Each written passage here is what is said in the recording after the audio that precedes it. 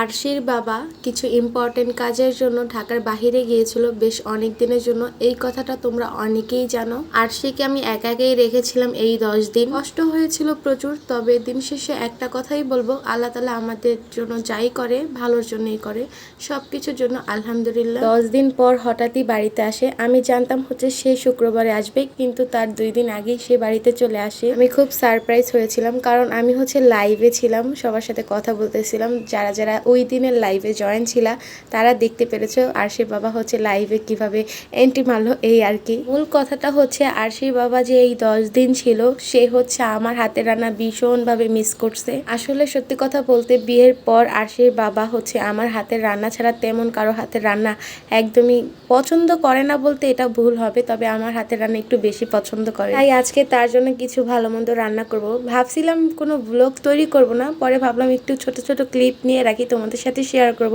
আমি আসলে কত কত রান্না পারি। আসলে সত্যি কথা বলতে এত রান্না হচ্ছে বিয়ের আগে আমি একদমই পারতাম না, এই সমস্ত কিছু হচ্ছে বিয়ের পরেই শেখা। যাই হোক, প্রথমে আরশির বাবার জন্য হচ্ছে সাদা পোলাওটা রান্না করেছি। দেখো, ইউটিউব দেখে দেখেই আমি সমস্ত রান্না শিখেছি, কত ঝরঝরা হয়েছে। তারপর হচ্ছে তোমাদের ভাইয়ার পছন্দের হচ্ছে গরুর গোস্ত রান্না করেছি। দেখো কালারটা কি সুন্দর আসছে, তাই না?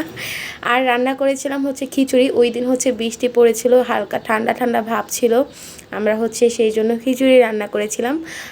আর সেই জন্য দুপুরের খাবারটা আলাদাভাবে রান্না করেছি। আর সেই জন্য রান্না করেছিলাম চিকেনের লেগ পিস, শুধু ওরই জন্য। আমাদের খাবারটা তো খেতে পারবে না, আমাদের খাবারে হচ্ছে ঝাল দেওয়া হয়েছে, আর আরশি হচ্ছে ঝাল জাতীয় খাবার খেতে চায় না বা খেতে পারে না, সেই জন্য ওর জন্য তরকারিটা আলাদাভাবেই রান্না করেছি। আর আমাদের জন্য সাদা পোলাও রান্না করেছিলাম, সেটাই ওকে দিয়েছি।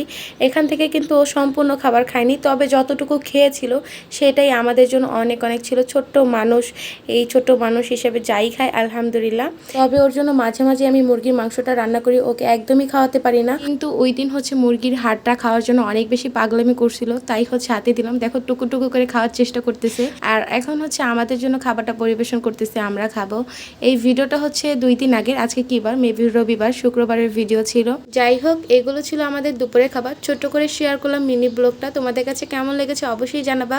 আর ভিডিওটা ধৈর্য ধরে দেখার জন্য ধন্যবাদ। সবাই ভালো থেকো, সুস্থ থেকো, আমাদের জন্য দোয়া করো। আল্লাহ হাফেজ।